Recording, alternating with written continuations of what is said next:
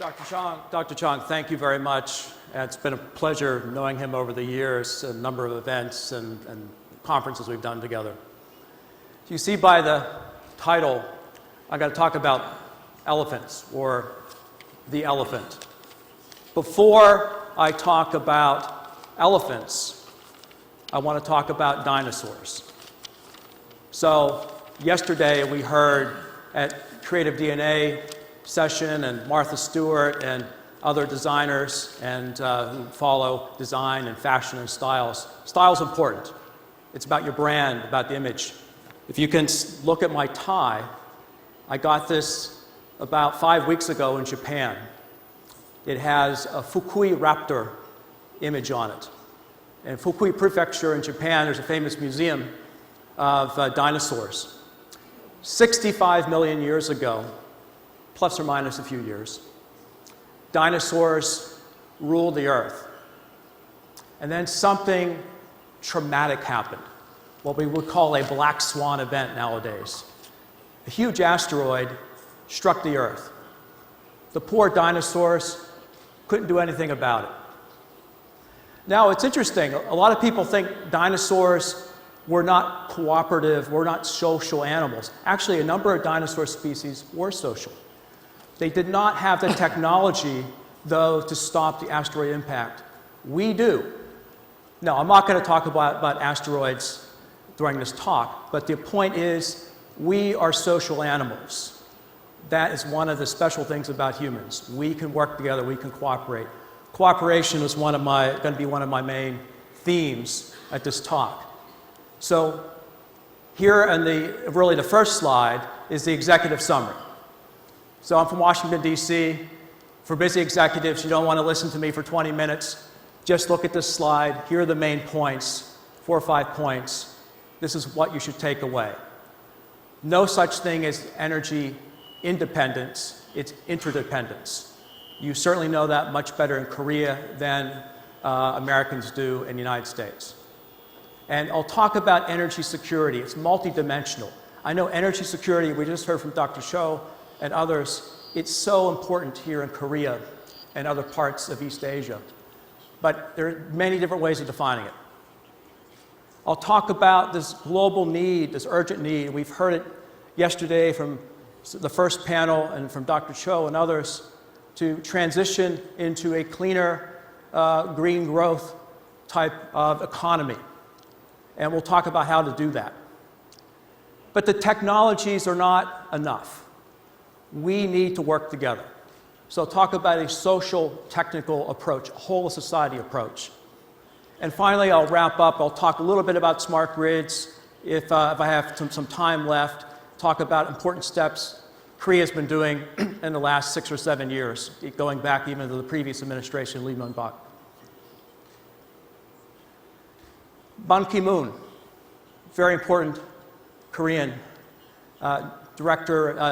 Secretary General, of the United Nations, said energy is the golden thread. That connects everything, really. Economic growth, the environment, social equity. 3 years ago, he and his team launched a UN Sustainable Energy Initiative, Energy for All. It has 3 main objectives. You can read them here.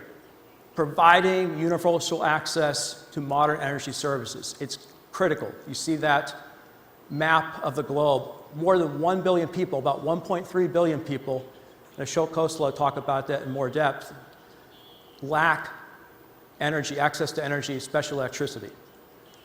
They also talk about doubling the rate of energy efficiency by 2030 and also doubling the share of renewable energies. Much more needs to be done, but these are important steps in the right direction. How do we define energy security? It's kind of like the proverb, the blind men and the elephant. And they see different things. They're touching different parts of this big creature. And so we have to look at the different aspects of energy security. Dr. Cho mentioned diversity of supply and creating a diverse energy mix. Absolutely, first 2 points I have right there. We also want to avoid armed conflict. We've seen it before here in Asia. We saw it leading up to the Second World War. We saw it in the attack of Japan against Pearl Harbor. I mean, that's, you know, an outstanding example of what energy embargoes could lead countries to do. We want to avoid that. We want to avoid nuclear proliferation. We want to avoid countries misusing nuclear energy for weapons purposes. And as Dr. Cho mentioned, we want to make sure people have energy at reasonable prices. Not dirt cheap, but reasonable prices.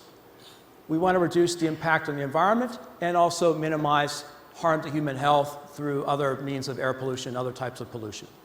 But how to integrate all these? That's our challenge.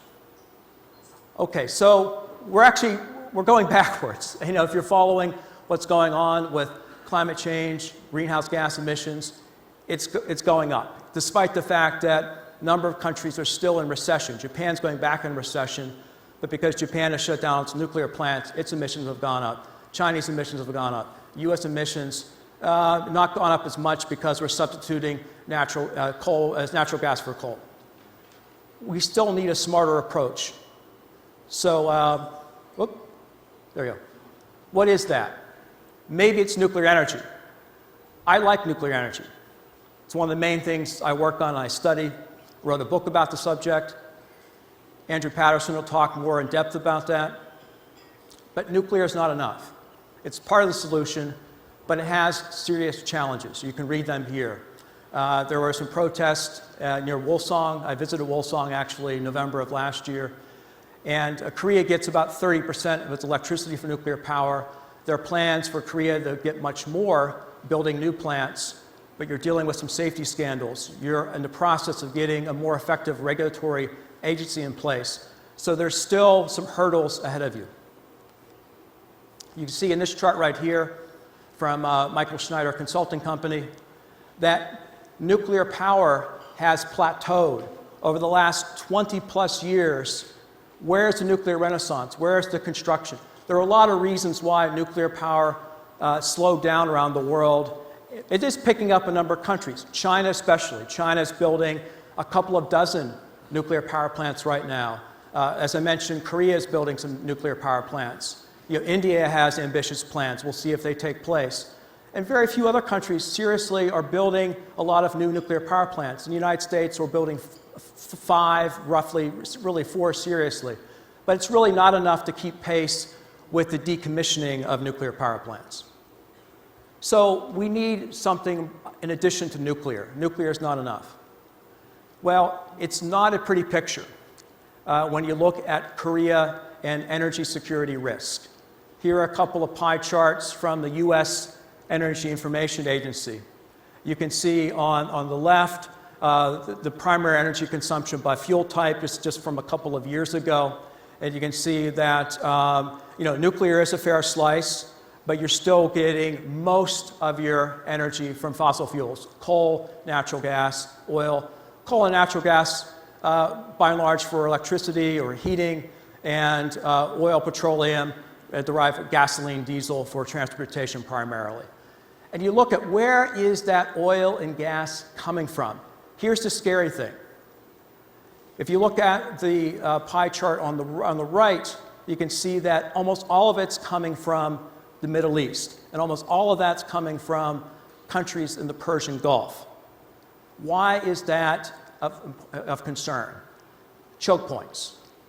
You know, that you have, if there's an armed conflict and those energy supplies get cut off, you're going to feel a lot of pain. Japan's going to feel a lot of pain. Other countries in this region will feel a lot of economic pain.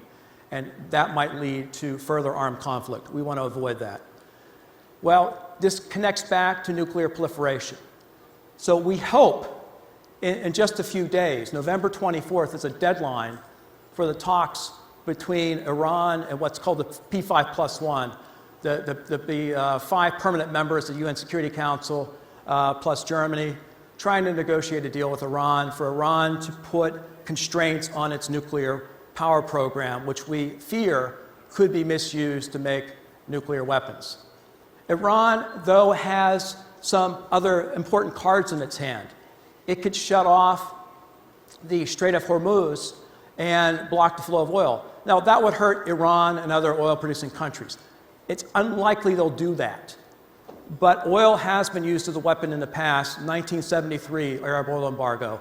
1979, the Islamic Revolution in Iran led to huge price increases in oil. We can cite some other examples as well. So what has Korea done? Now, Korea is an important member of the OECD. OECD countries have committed to keeping strategic oil reserves, at least 90 days of supply in case there's a disruption. You can see here I've made a red ellipse around Korea and how much strategic oil reserves you have. That's important. That's a very important risk mitigation strategy. Once again, it's not enough. What about how long oil is going to last?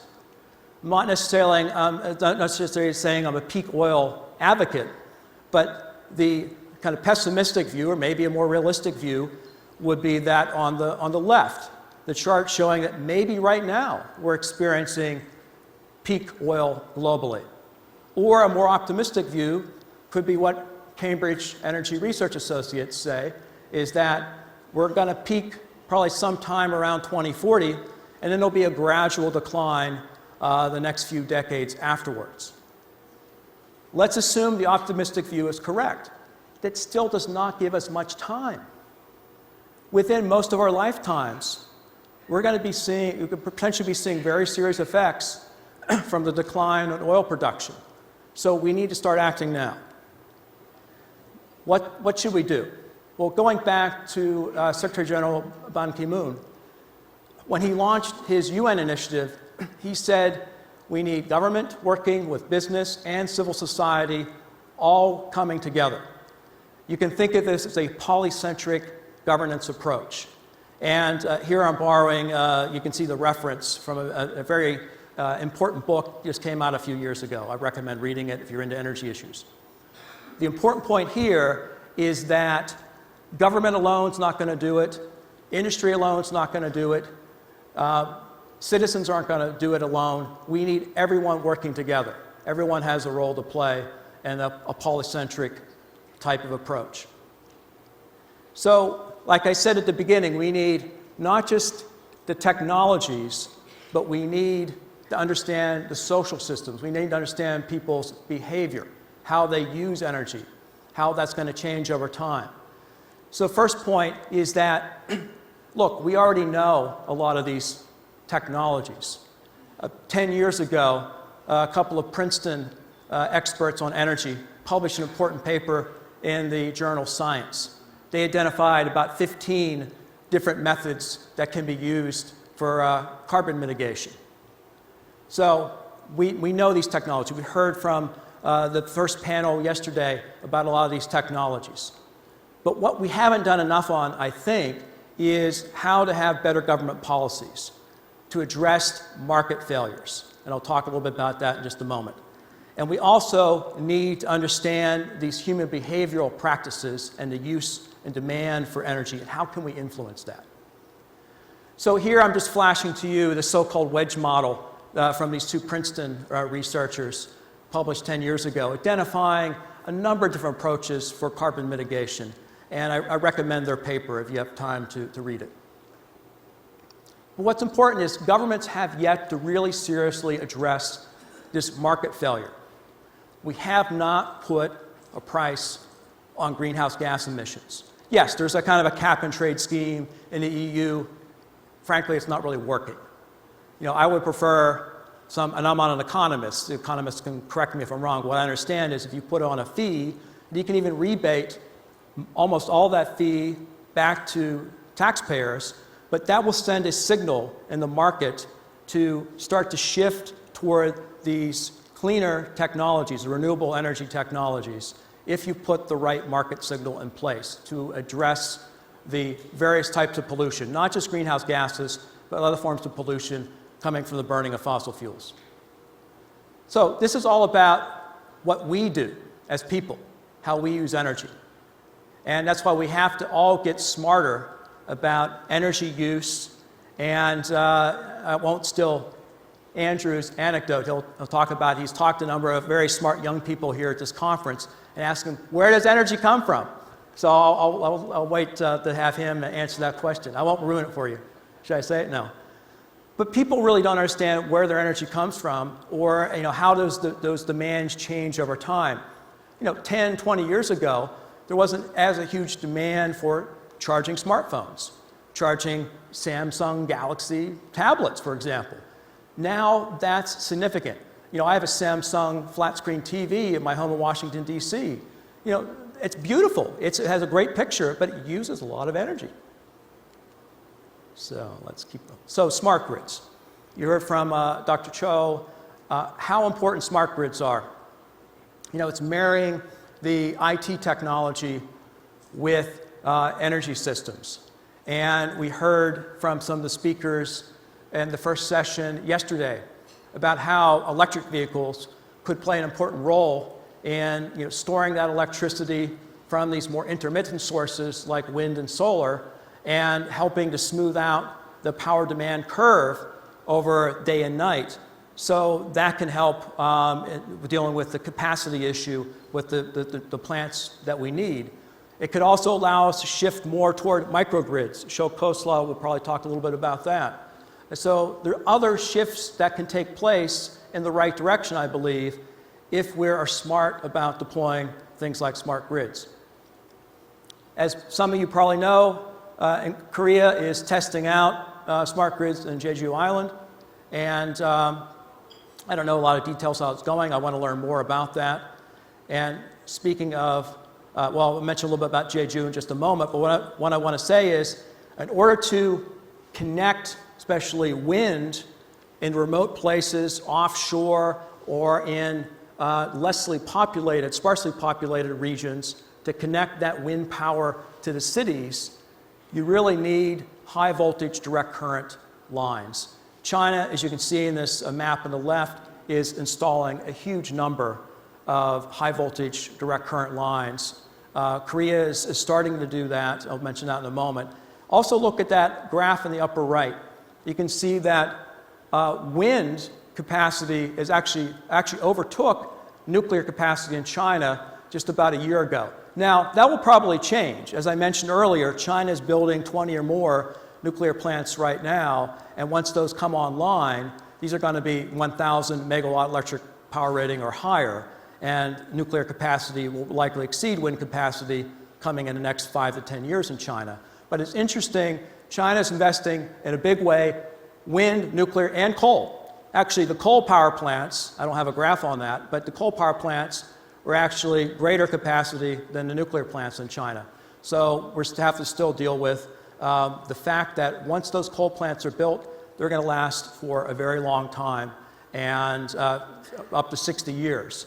So that's will underscore that making these energy transitions to a cleaner, green growth future is going to be very challenging. It won't happen overnight. It won't happen over 10 years or even 20 years because of the infrastructure in place for the energy generation for coal plants and other fossil fuel generation plants. Almost done. Almost done. A couple more slides. Yes. Watching time. I got 1:30. I got to hit it on the dot. So high voltage direct current lines. So in summer of this year, Alstom worked with Korea and put in a new HVDC line to Jeju, and there's some more HVDC lines starting to be installed. And really last takeaway message right here. Bring it back to leadership and President Park Geun-hye. And I'm really, really impressed with her Seoul process. Now, I understand the Seoul process isn't really so much about energy, but it's about security. It's about regional cooperation, and it is patterned after the Helsinki process, which was wonderful in Europe, bringing European countries together to help solve security problems. We have to look at energy security as not a national issue, but a multinational issue. You have to work together. You have to bring in the United States as well. You have to also, I believe, extend to your neighbors in other parts of Asia, Southeast Asia, which is tremendously growing. They're looking to you as a role model. And I think there's a great opportunity for Korea to use regional forums like ASEAN and the new Seoul process President Park has initiated to make that happen. So I want to thank you very much for your attention, and I haven't done any plugs of my organization, but here's the final plug. I encourage you to visit our website. We've done a lot of work in support of Korea, and recommend that you check us out. Thank you very much. 감사합니다.